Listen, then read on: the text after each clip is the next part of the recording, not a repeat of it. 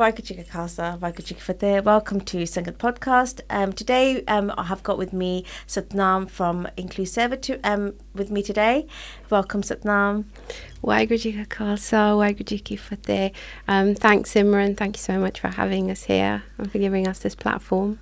Yeah, I'm really excited to have you today to speak to us a lot about your journey. Okay, so can you introduce yourself, what you're here to share, and Incluseva is a charity that you run at the moment, which is quite new, and I'd really like you to just introduce a bit about that, please. Absolutely, yeah. So I'm a parent carer.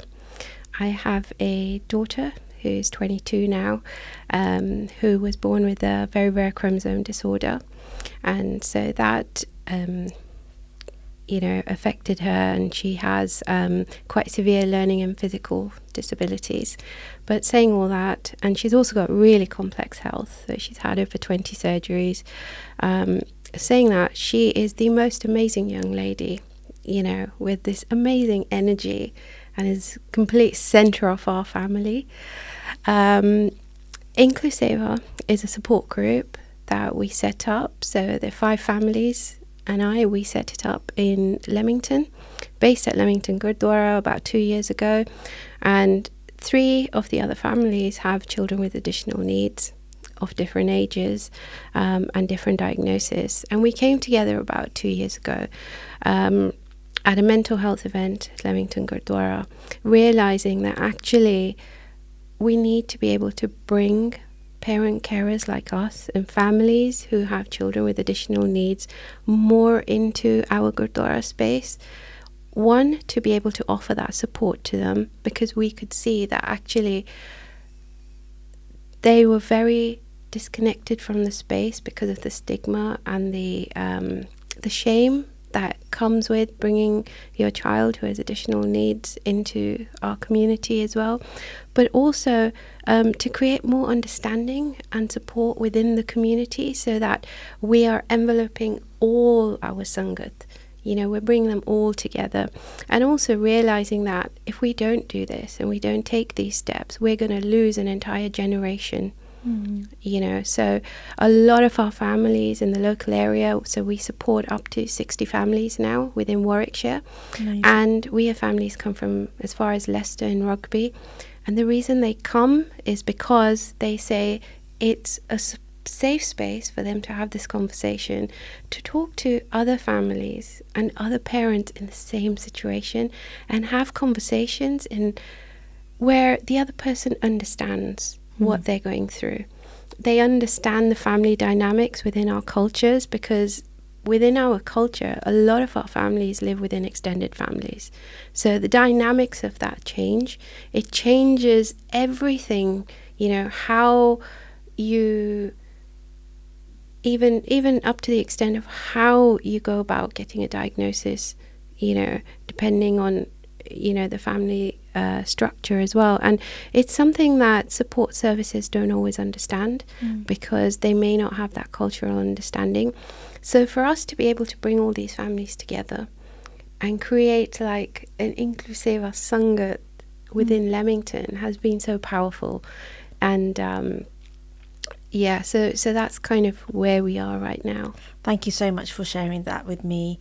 In terms of the neurodiversity that you're talking about and these families that you're supporting with all these additional needs, can you just define with me, for those that might not understand or might not be familiar with the definition or the diagnosis perhaps, and I know there's many elements to this and it's not just one thing that covers neurodiversity, can you just summarize or give a definition of what that might be and what that might look like? So neurodiversity itself is like a broad umbrella term, and it covers a lot of different diagnoses under it. So autism, ADHD, dyslexia, and most of them are sensory processing disorders, and with difficulties with social awareness as well. A lot of the time there could be learning disabilities involved in it. There could be physical disabilities as well. So what we're trying to do at Incluseva, we also run a neurodiversity, disability and parent care awareness session. And within that, we talk about neurodiversity. We talk about, well, what do we think? And what are the myths and what are the truths, you know, and then we break it down into what neurodiversity is, what a learning disability is, what a physical disability is, and then how can we help our families within our communities and beyond? How can we support them? What challenges they face, where you can go for support. And we round it off with a session about parent carers, about who a parent carer is, what they face, parent carer trauma, parent carers and the stress they face, and coping strategies. How can you, because within our community we carry so much generational trauma as well, and then we have all this everyday stress as well, you know. So imagine a stress bucket, and then you have a certain level of stress that you know, that you can say a typical person goes through, you know. Added to each parent carers bucket or carers bucket is an additional level of stress on top of that. So it increases your stress bucket level, you know, to a point where if you are not able to create those coping strategies, it's really easy for that to overflow and you to go into burnout. You know, in our community as well, we're so family oriented. We want to be able to cope with everything, but we're only just learning at some point that self-care is really important, that you need to be able to look after yourself, you need to be able to look after your mental health, and then that gives you the strength and builds that base for you to be able to look after your loved one as well. You know what, you've covered so much in what you've just explained here, from parent carer to trauma, to self-care. All of these things are massive, and I think these are conversations I'm having quite a bit now. Self-care, especially about how we can look after ourselves to be able to fulfill and take care of everyone else around you. You know, if you're not looking after yourself, how are you supposed to look after others? But in your scenario, there sometimes isn't a capacity or a moment that you're able to do that, because you just have to go. I think the conversation we had previously about, you know, you wake up in the morning and the first thing is you've got a checklist of endless things, because you've got this dependent adult now in your life who was your child, still is your child, but now grown. So therefore the demands may be slightly different. The emotions probably are different. You know, you've got the sizes is also different in terms of managing that physically. I'm just putting all of these in to what's just coming up into my head. And these are just touching only a couple of things here. How do you function? How do you find space to sort of manage and cope with that on a day-to-day? It's really difficult. So being a parent carer, you are dealing with emotional balancing.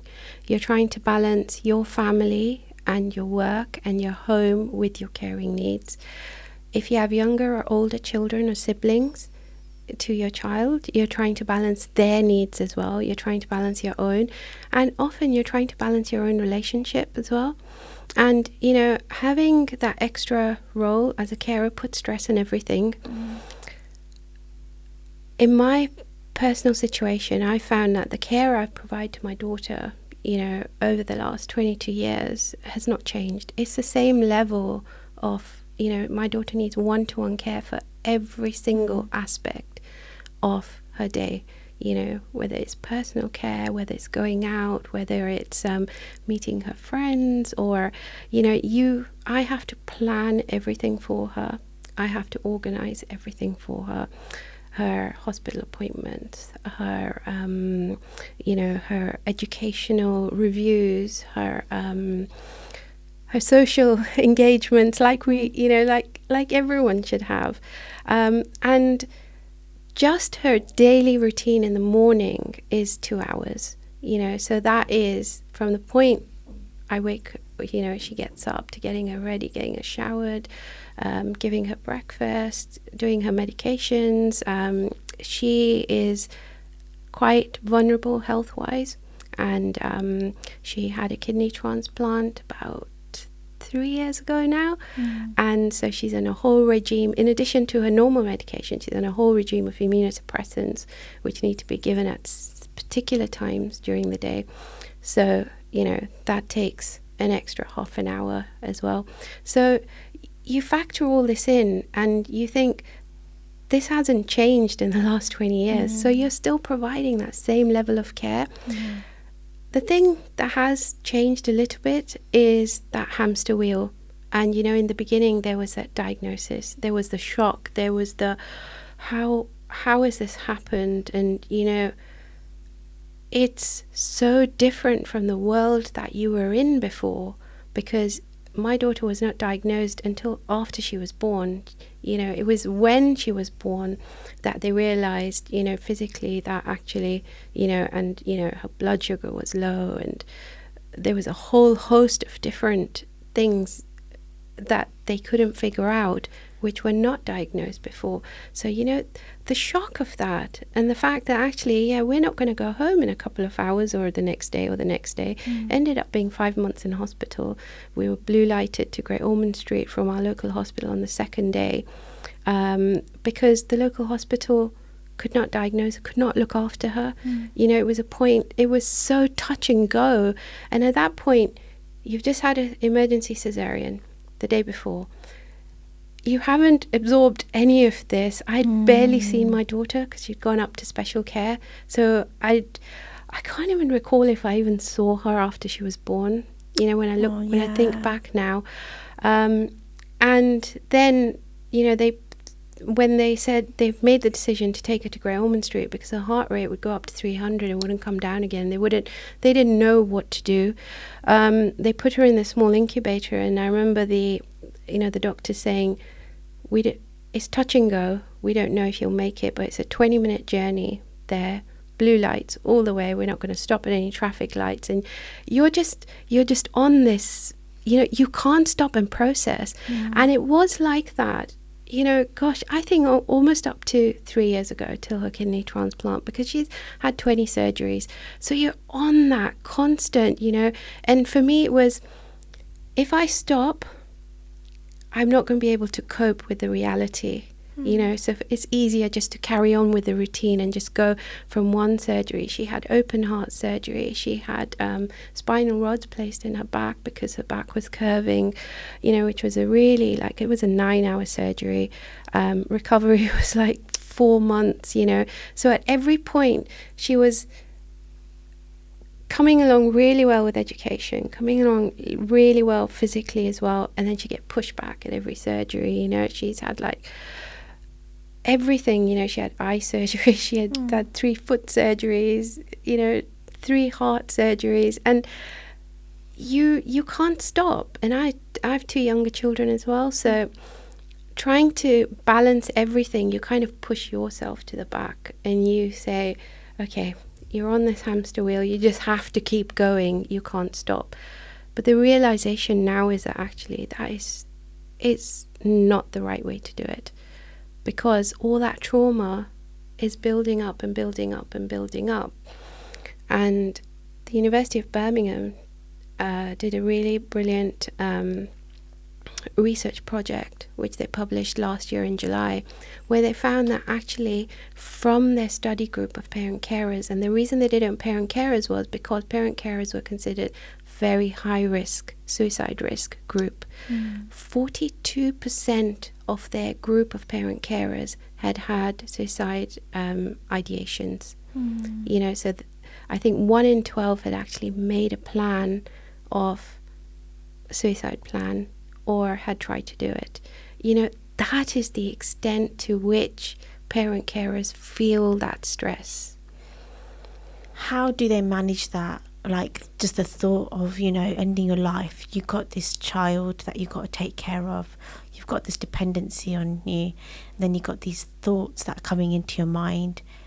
Like, when is enough? Like, when do you seek for help?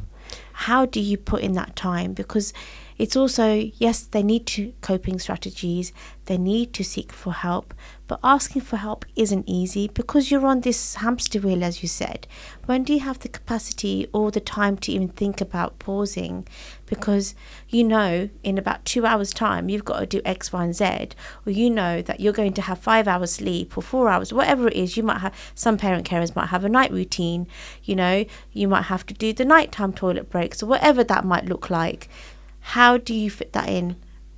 And when you know, if your child is diagnosed or you are a carer of someone, how can, say, I don't know, the caring companies, I'm not going to name any, just, you know, because it's not nice to throw anyone under the bus, but how can that support be provided so that actually you need that time? And I think one of the things we spoke about is about the funding of parent and carers having that time out and a bit of respite, and that's getting cut down now, isn't it?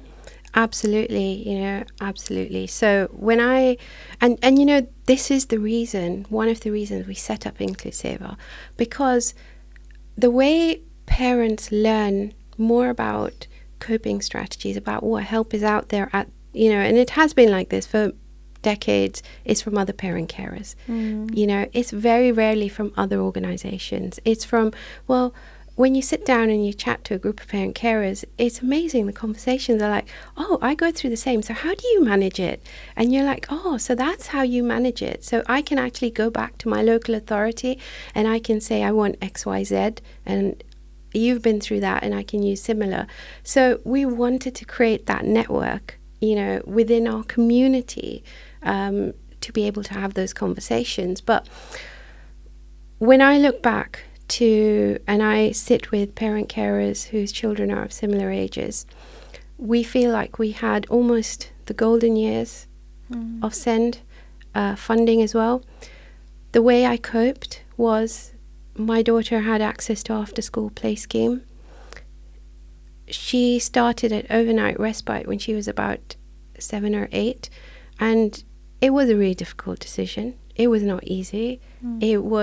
I faced a lot of difficulty, not only in my own mind saying, oh my gosh, I've sent my daughter off for a whole night.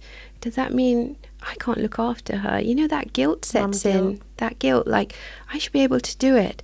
But also from people around you saying, well, how are they going to look after her? Why can't you look after her? Will they know when she's upset? But there comes a point where you realize that actually you have to do it.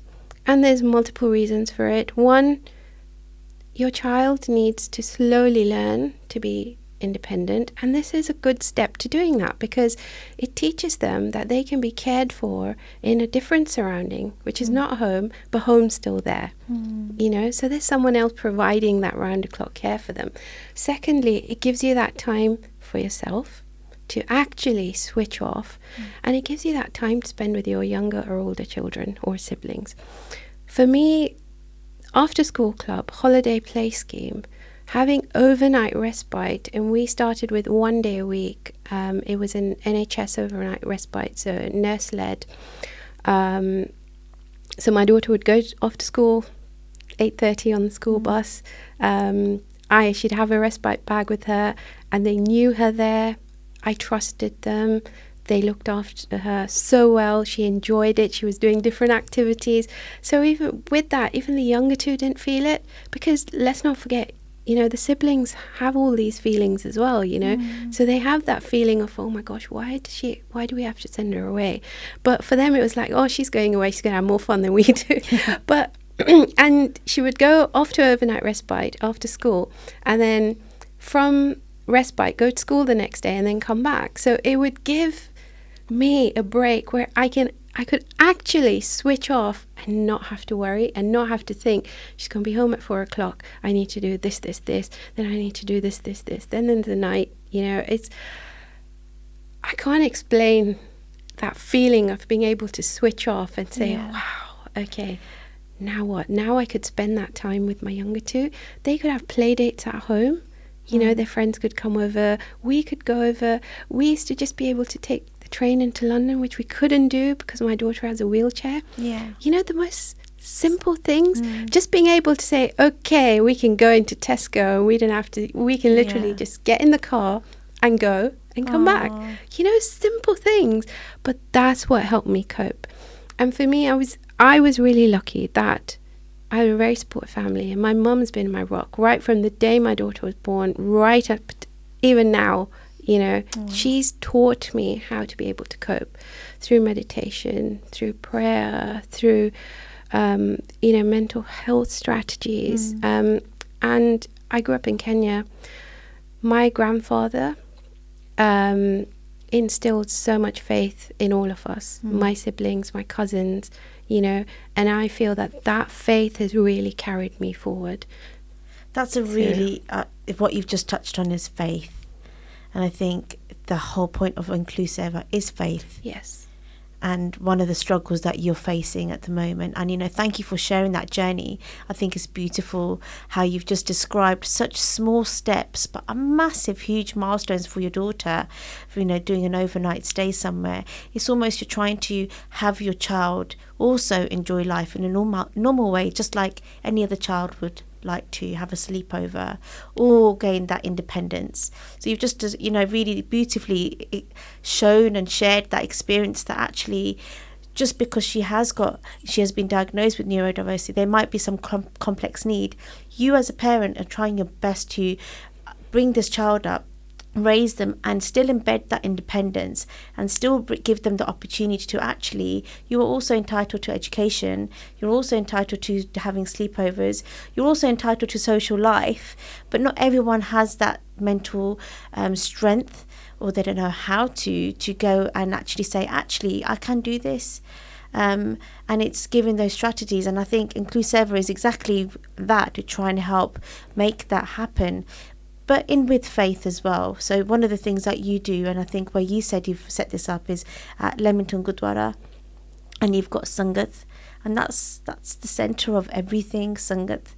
And if we can't bring our children into Sangat, or carers or parents or whatever it is, whatever's part of that journey you're on, if we can't bring them into these spaces, then where do they find Sangat? Where do they go? If they don't belong into these really big buildings we've got, these beautiful spiritual spaces, if they can't come there, where are they supposed to go then? And that's why we end up losing a generation, you know. But our emphasis around Incluseva is also to make our Gurukars the one-stop shop place where hopefully families will be able to come to for support. You know, so that's why we try to base our Chaa chat and play either in the Gurdwara itself, in the hall downstairs, or we are really fortunate to be able to use a community centre, which is just across the parking, but still part of it. So you're still coming into that space. So our children, before they come to any of our sessions, go upstairs, mutatek, you know, they'll come have langar, or they'll come to the session and then go and have langar. You know, they're still enjoying that, and the families are within our faith and our you know, increasing that bond with our faith. But also it also teaches our sangat as well, you know, that children are different, and sometimes when we look at the child who we feel is behaving really naughtily or who won't cover their head, that actually there are other reasons behind it. You know, they could be neurodiversity, it could be autism, it could be ADHD, it could be a learning disability.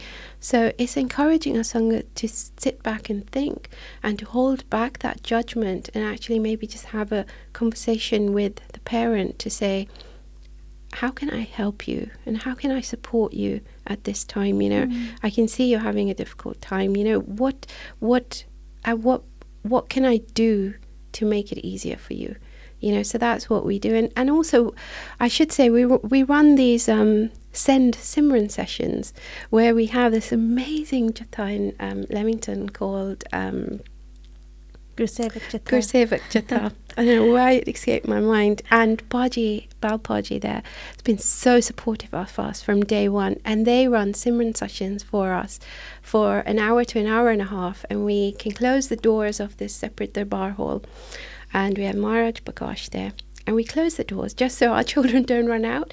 And the expectation there is that actually your child if they're not sitting and they're running around, or if they're at the back of the hall playing with something, they're still in the session and nobody's going to judge you. I think that's so beautiful, Because if you're to go to a normal divan where everyone's coming through those doors and you had these kids running around, you can't, and I can see where the barrier is, because at the same time the Sangat, they've come there for peace as well. Your children are also entitled to that peace too. However, it's the dynamics and how do we let them be part of this space that is created for all. Yeah. We're supposed to be one, right? Ik.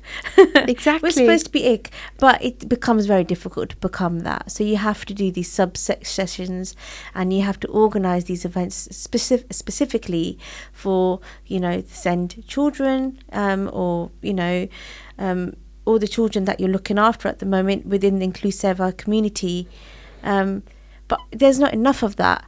And I'm going to share an example of something I had to do. This is 11 years, coming up to 12 years ago now. My son's 12, and when I had him, he's got no disabilities, normal child. But as a toddler or as a baby, I didn't feel like I could bring my child in, because I know they're going to mess around and sit down. So Tividale Gurdwara in Tividale in Tipton, they do a children's playgroup, but they don't do it anywhere else. I couldn't see anyone else locally within central Birmingham that did it. And they do kids play specifically for children, so that they can go do matadik. Then we had a playtime upstairs in one of the rooms, and all the toddlers from say 3 months old till about 3 to 4 years old, until they're ready to go to school, and it's play, it's chaos. But then they have a sensory session where they do Simran, and they've learned all the 10 gurus' names in that session. They've learned their Mool Mantar, they've learned some nursery rhymes to do with Sikhi, but that space was specifically for kids to be Sikh kids, but also embrace their faith at the same time. And same thing, I can now go to the Gurdwara. Obviously, we still went Gurdwara as normal. But I think what you're doing is beautiful. And these spaces, I think we need more of them, so that we can actually bring other people externally who can support and maybe navigate these sessions for you too, and give you a bit of a break. But it's not as easy. No. So we're a group of 5 families, and we've been running these sessions on our own. Yeah. The last 2 years, we all work full time. We have children with additional needs, so we're balancing everything, and it's not been easy. It's been difficult. So we welcome any support. We also run sessions twice a year where we bring external speakers in. So we'll bring someone who's an expert on EHCP plans. We'll bring speech and language therapists in. We'll bring the parent carer forum, so they can talk to our parents and take back that feedback to county council. And we bring in local services as well, so carer services, moving into adulthood services, supported living services, and we run like a big kind of event, and we block out workshops so parents can choose which workshop to go to, and they've proved really, really popular, because parents can come together in a group that they know and speak to professionals with their specific questions. And I think the main thing is that professionals then learn the cultural background to our community, how the nuances work, because a simple thing like carer burnout or burnout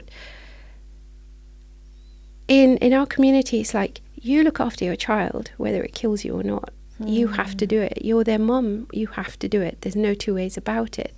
However, when you have a child with additional needs, there is that support out there.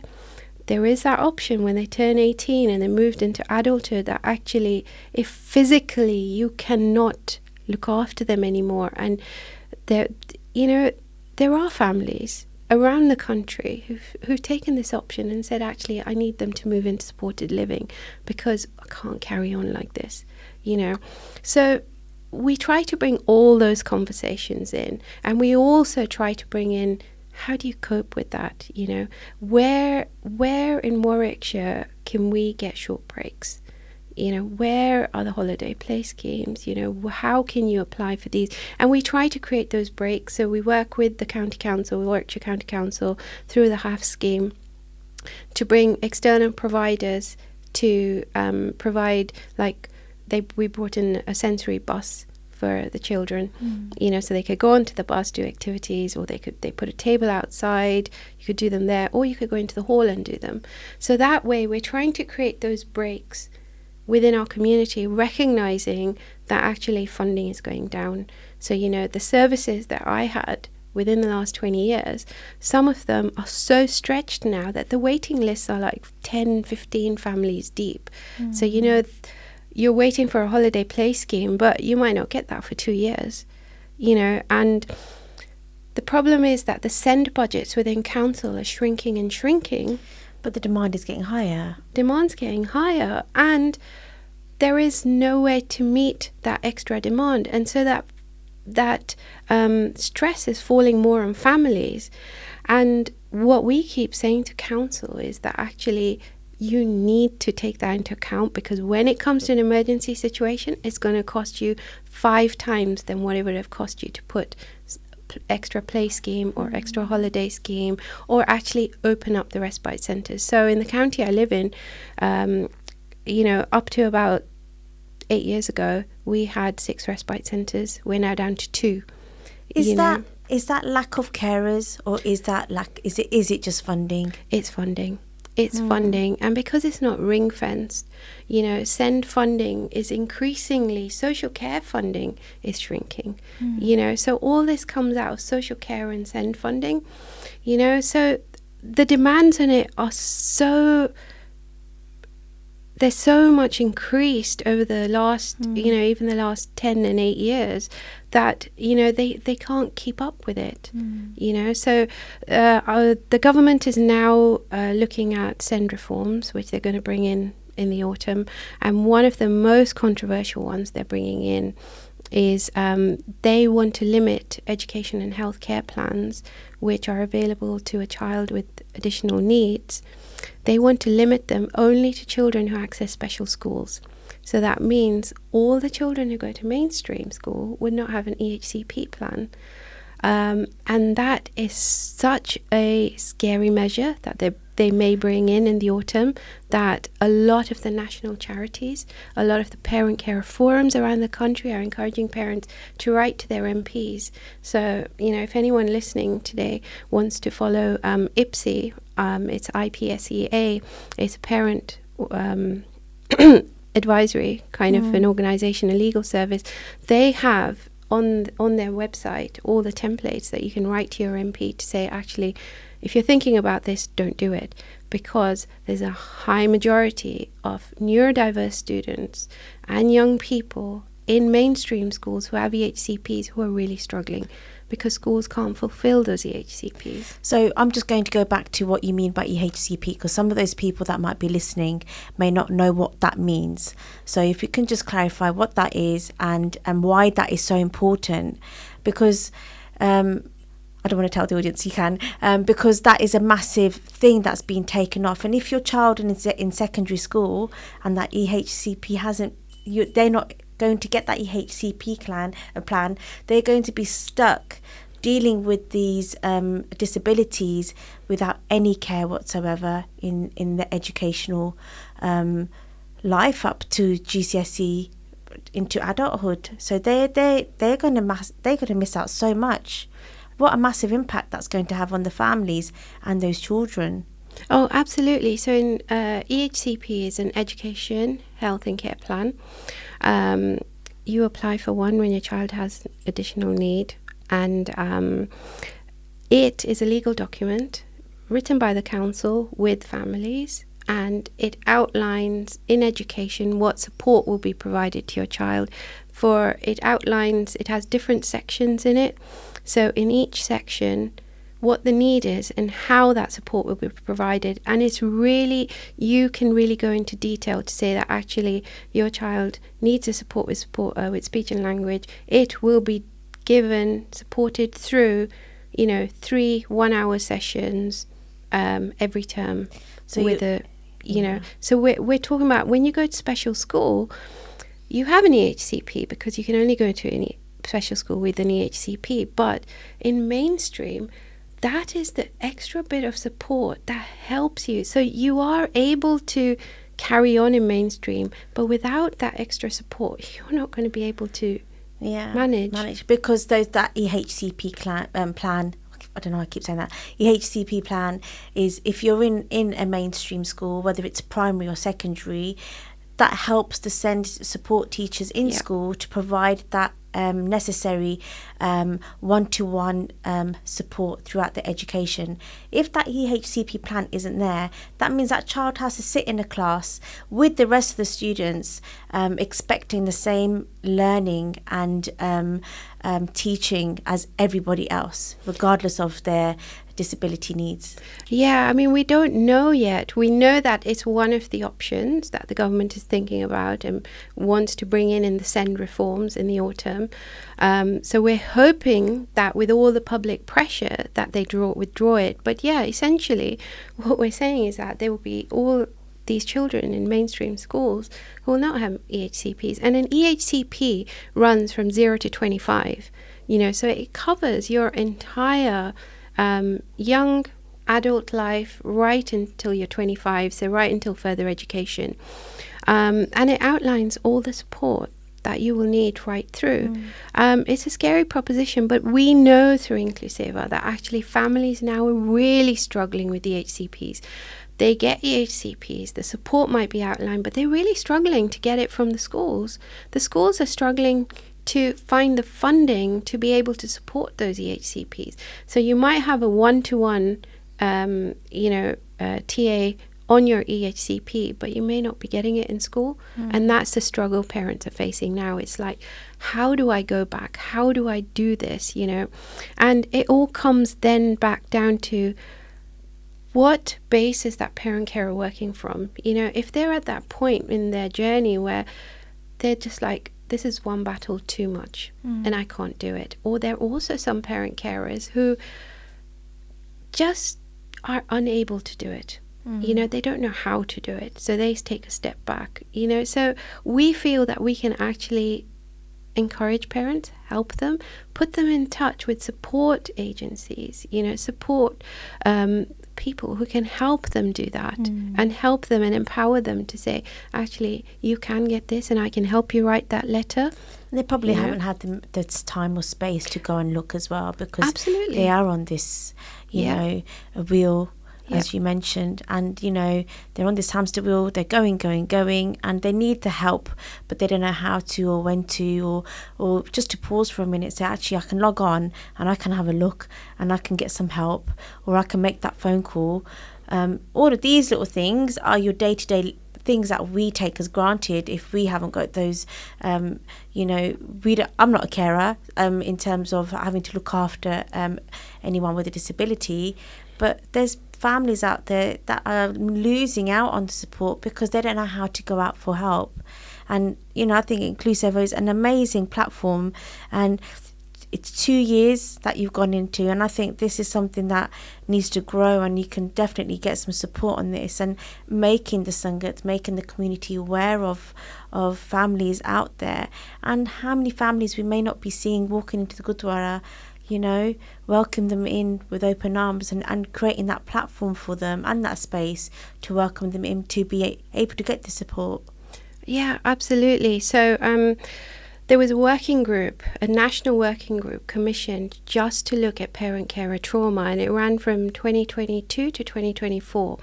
And in their final report, one of the major findings they found was, in addition to putting parent carers in that high suicide risk, and then parent carers actually not even being part of the national strategy around suicide, the other thing they found was that actually parent carers don't only just face PTSD. They face what they call post, present, and the other P stands for predicted. So triple PTSD. It's almost like a future, yeah. Yeah, you know, and the reason for that is they broke it down into big T's, which are big traumas, like, you know, your child going in for surgery. That's a big trauma. But they also said, actually, what it is the big T's with the small T's. So the small T's are these constant battles we have to keep having with education, social care, and health.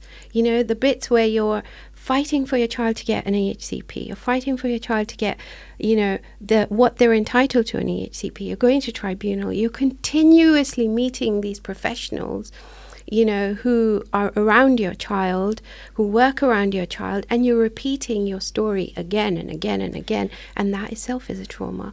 When I drew, I was part of a research group, and where they asked me to draw out on an entire 2 A3 sheets of who works with my daughter, and it was something to do with COVID, because my daughter moved into adult services during COVID. It was a really difficult time, and I covered 2 A3 sheets with my daughter in the middle, and around her were just all these different professionals that we work with. And when you have to keep tabs with all of that and repeat your story again and again, and then keep going back to them to say, we spoke about this, where are we? You know, those are the small T's, those are the small traumas. It's also communication, I guess, because I know for a fact sometimes the simplest communication isn't passed from one department to another department, and you're then chasing up and you're doing all the running around and trying to get the pieces to match so you can now move forward to the next step that you need for your, you know, your daughter's needs or your needs or whatever situation or plan that you need to move on to next. That itself is trauma, because that's a whirlwind of stress that you got to deal with on top of that. Absolutely. So this is what that working group recognised, that actually parent carers, as part of a group of carers, you know, are facing this triple PTSD. And actually, we're not recognizing that. So, you know, there were a number of recommendations, and the number of recommendations were helping parents recognize that, helping them, put them in touch with support where they can deal with it, where they can come off that hamster wheel and actually be in a safe space to be able to process what's happening, you know, and be able to cope with what's going to come in the future. So you said the word process with such an emphasis there, and processing it itself is a task when you are going through trauma. Can I ask you to touch a bit about trauma in terms of society? So being a Punjabi woman with a child that's been diagnosed with the chromosome disease, and how you had to deal with that internally as a mother, with the community that we live in. How did you manage to deal with that? Because that is also a part of a trauma that you must have had to deal with, and coming into the reality of this world. Because until your child was born, everything was fine, until 5 hours into that, you know, child being into this world, you know, being taken off to emergency. Explain a little bit about that. Oh gosh, you know, there as you go on, and when I look back now, it's like you kind of blank out those bits because you've never really thought about them. But it was so difficult. It was really, really, really hard. One, dealing with this diagnosis. We didn't actually even get a diagnosis, I think, until about 3 weeks later. You know, so till then we didn't know what it was. And I remember the geneticist sitting down with me and, you know, saying, okay, we've done all this, and we identified this string of numbers, and that's your child's diagnosis. And he gave me 2 research papers, and he said, this is what I could find in it. So child, one from the 80s, one from the 70s, one who died at 6 months, one who died in 3 months, one who died at 6 months. Multiple complex health conditions. And when I read them, I just thought, wow, you know. And I remember him saying to me, you're really calm. And, you know, I didn't break down. It was because I couldn't. Because I said, if I break down now, how am I going to look after my daughter? There's nobody else here who's going to do it. Were you familiar with any of this information you were given at the time? None of it. Obviously we know about genetics, to the extent that we learn in school in biology. No, and I remember clearly when my daughter was born and when they gave me the diagnosis in the hospital, I was on my own. I had no family around me, and the first thing the doctor said to me was, and she was a consultant, she said, your daughter doesn't look normal. And I thought, to me, she looks fine. She looks perfect. And she said, no. And we've noticed X, Y, Z, and we think this. I mean, there was no regard for, has she got any support there with her right now to be able to talk about this? How are we going to approach this? I mean, for someone to tell you, have you noticed your daughter doesn't look normal when she's about, it's your first child, a day old, and you're like, no, to me she looks fine, and to then have a different consultant stand over your shoulder and say, she's not going to be able to do anything, she won't be able to walk, she won't be able to talk. And sometimes I look back now and I think, wow, if you could see her, she is so amazing. She can walk in a walker, she has an electric wheelchair, she has an electronic communication device, and she can tell you what she's feeling. So it was so hard. And I remember immediately after having that conversation and my mum coming to the hospital, I could hear my mum shouting at the consultant down the corridor saying, how dare you speak to her and say all this to her without any family present, without anyone else present at that point, and I was like, but for me, I was just in that world that, oh my gosh, where have I landed? How am I going to deal with this? And I'm an accountant by profession, so for me it was like almost separating the feeling and saying, what are the facts? Okay, this is it, she has this, she had so many things. I mean, she had heart surgery at 6 months old, and I was like, okay, we'll just take one thing at a time. She had a nasogastric tube in her nose, and they wouldn't let us come home from the hospital when they discharged her about 5 months later unless I could actually put that tube in, because she used to take it out. So I had to learn to put that tube in. So that's like learning a medical intervention at a point where you are just about managing to deal, not even managing, you're just about holding it together, literally, And then at a year old, my daughter had a peg placed in her stomach. So all her nutrition goes down her peg, all her medication. But learning about all these things, Parenting is hard as it is. Giving birth, first of all, you've had to just give birth to a child, whether that's through C-section or labour, whichever way you want to say it, you've given birth to your child. Just to deal with that itself, it's a massive thing. Your body's not even, hormonally, mentally, physically, your body's all over the place. And then 2 consultants sitting over your head telling you this news, like, have you noticed X, Y, and Z? Okay, it's the first time I'm doing this. How would I know? What are the symptoms? Like, you're asking me this question and saying, have you noticed? Like, you're not taught this, because the minute you give birth, you become a mum. No one teaches you how to become a mum, because it's a journey that you learn as you go along. And it is one step, as you go along. I mean, just listening to you and your faith, I think when you say your mother's there shouting in the corridor, the support that you've got is a massive thing, and not everyone has that with them. No, and that's the thing, and that's why I've spent, ever since my daughter started school when she was 3, I've been campaigning and advocating and helping other parents all the way through, and now through Incluseva as well, because we need to be able to give back, and to give support and strength to the parents who don't have it, who just need that little bit of extra as well. But I think, we touched on faith as well, and I think faith is so important. And I remember throughout the times my daughter's been in hospital, she has always had either Sukhmani Sahib playing or she's had Chope Sahib.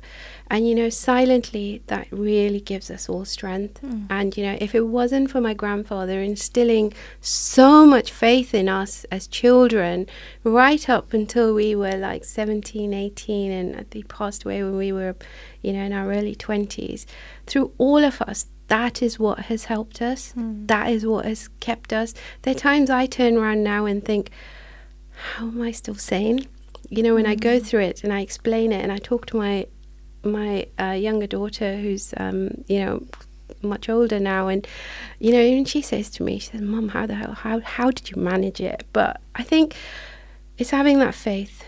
It's, for me, it was almost that blind faith that I'm going to get through this. Babaji gave me this beautiful child. You did share with me earlier on about the faith and the strength that you have and what you inherit as well. I think your daughter, as you mentioned, if I can just share a little bit about that, is you donating your kidney to your daughter at a time, and your daughter missed school, 5 days of school out, so that she can actually stay in hospital with your older daughter and be by her bedside. And she is naturally become a carer, and you're the child, so you've got 3 children, and the other 2 have also become carers, and they also fall part of this part, but they've also, I think from what I'm talking, I could be wrong, I feel like they've got this super strength that you've passed on, and they've become these amazing siblings to your daughter, who also love their older sister just as much, is their older sister, looks up to their older sister, and he said she is the joy of the house. Absolutely. The energy she brings, when she's not at home, the house is so quiet, and everybody, even our family, when they come home, they say, oh yeah, she's not home, you can tell, because it's so quiet, So otherwise she's just always on the go. We're always all around her, and like we spoke earlier, everything we do as a family revolves around her. So, I don't go anywhere where I can't take her. If I've got an invitation to go somewhere and they say, no, you can't, she's not going to be able to go, I don't go, because I should be able to take her everywhere, and she's so much richer for those experiences. And I think siblings of children with additional needs are that much richer, but they desperately need our support. They need young carer support. They need our community to provide that support to them as well. So a simple, really, really simple way of explaining that is, as my daughter was growing up, we couldn't go to Punjabi classes at the Gurdwara, because if I took my daughter with us, I would have had to wait 3 hours with her in the Bar Sahib on a Sunday when the Gurdwara is so busy for my children to be able to attend. So they never attended Punjabi classes, so they missed out on that, building that foundation. So it's something I had to do at home with them, to make sure that they're still part of, they're still grounded in their faith, as much as I could. And you put that as a priority as well as looking after your your daughter, and making sure that your other children also had access to everything else that all the other kids could have. But you have to do that, and you've had to adapt the way you live to ensure that they were enriched with those values, and that faith and that culture. You've had to try and embrace and do it on your own without Sangat. Yeah, and we were really, really lucky, very, very lucky that the county that we lived in, for majority of our time, had the most amazing young carer support. So my younger two children were part of the Young Carers Council. They met other young carers who were like them, and it was at that point they were like, oh, it's not just us. There are also young carers who have siblings who have an additional need, but they're young carers who look after their parents as well, and they face the same challenges we do. So they were then working with the Young Carers Organisation in the county, looking at policies, looking at a simple thing like being able to go to a pharmacy and pick up your sibling's medication, when you turn about 16 or 17, because they wouldn't give it to you. But having a young carer's identification card to be able to go and say, my mum can't come and pick this up, can I take this medication home for my sister? Not just that, but then being able to represent young carers at young carers conferences, that positive leadership that instills in them. So I think it's really important. And the issue we have now, and what I also work with Carers Trust on right now is how geographical this care is around the county. You know, so one county could have the most amazing provision, and you'd move to another county where there's actually no provision. Yeah. And it's trying to create that equity in that provision so that everybody has that, you know, that chance to be able to support young carers and their mental health. Because while we talk about parent carers' mental health, let's not forget young carers, whether they're older or younger, or whether they're adult carers of their siblings, go through the same motions almost as parent carers. They're there, they know about these medical interventions, they know about surgery, they know the battles you're facing with education, with health, with social care.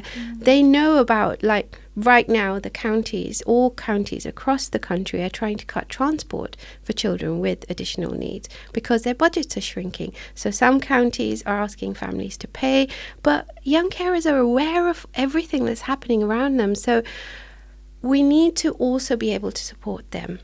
And how do we as a community now come together to say, how do we provide that support to not just parent carers, all carers within our community? You know, carers who are older carers, who are looking after their parents or older relatives, they're still carers. They still have that added stress, but their dynamics of that is slightly different than what parent carers feel, but they still have that additional stress. They still have that, okay, if the parent I'm looking after has dementia, you kind of know how it's going to go. You may not have a timeline, but you anticipate, you know, that it's going to go. Whereas with a parent carer, you actually have nothing. Like with my daughter, she is the only one living with this chromosome disorder and the complex health she has now. There is no other young person with the complex health that is in the papers or recorded, you know, so we're literally charting our own. So we can't plan ahead, and a lot of parent carers go through this. You can't plan ahead because you don't know what you're going to be facing in 3 months. So you can't say, oh yeah, we'll do XYZ next summer. It doesn't exist for us. We're literally going week by week, some parent carers day by day, week by week, literally month by month, saying, okay, we've got through that now. Winter's coming. That's going to bring its own complexities of how, if your child's vulnerable, how are the winter bugs going to affect it? COVID was such a big, you know, situation for parent carers to go through, especially those whose children were vulnerable. And my daughter was one of them, who spent most of COVID at home because she was too vulnerable to go to school. You know, so she was shielding, and we had to be extra careful. And it was just like, you had to shield as well for her. We did. And I remember before her kidney transplant, we actually had to shield at home for an entire month because the risk of catching anything before that was, you know, we wouldn't have been able to go through it. She was at a point where she really needed it. It's all those added complexities. But I have to stress, I am not the only parent carer going through this. My example is just one example. You know, we have all these parent carers in our community who are going through similar experiences but different, but possibly on the same level and on the same trajectory, where they have these big traumas and small traumas, and they just build up and build up. You know what, it's there's so much that you've covered here today, from, you know, from the NHS, from funding down to being part of a community, your lifestyle, the journey that you've been on. We've been through so much stuff, but I think there's so much things we haven't really quite covered today. I mean, respite care, for example, we haven't really even touched about that, and we haven't talked about CAMS. There's a few other things that we could have really gone into, and I think this is going to be a conversation from another time. We have been talking for about an hour, and it feels like we've just started. You know, it's been an absolute pleasure that you've come here to share such a vulnerable story, such an amazing journey as well. Because I congratulate you for setting up something, such a lovely initiative for Incluseva, making an impact for those 5 families, but now gone to 60, and you're growing this. And I just hope that this love that you've embedded in this community grows even further, and it can reach and educate our community. And if there's some help and support we can give you, by all means, please do share your platform. So, I think we're going to wrap it up from here, because I don't want to stop talking, because I feel like I could still ask you loads of questions. But I think we're going to save this for another time. And Satnam, it's been absolutely lovely speaking to you. And you've touched me in so many ways. I've had a few knots in my throat while you was talking to me about some of the journey that you've been in. And prior to this podcast, we did have a little bit of a teary eye moment, because it's hard. And I think those who are out there struggling at the moment and do need support, please do get in touch with Incluseva. So Satnam, where can people find you, please? Yeah, so thank you so much for giving parent carers this platform. I should say that, we fiercely love our children and young people, and we fiercely protect them, and we fiercely advocate for them. And, that is the quiet heroism of parent carers. So thank you for giving us this platform, so that we can talk about parent carers and actually, educate everyone on the stresses, strains, and the support that we can create. But you can find Incluseva on Instagram, across social media, at Leamington Gurdwara. Pop into the Gurdwara. They all know who we are.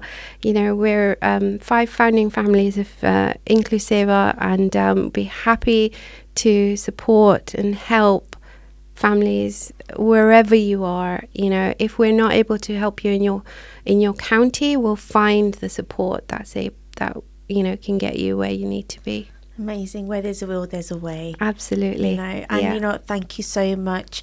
Thank you so much for listening to this lovely podcast, having Satnam from Incluseva sharing her journey of Cromosomes disease. Her 22-year-old child has gone through an amazing carer and family platform, and please do follow them. Please do also follow Sangat Podcast on our Instagram, Facebook, and share this story out there as well. Thank you so much for being here. Vaheguru Ji Ka Khalsa, Vaheguru Ji Ki Fateh.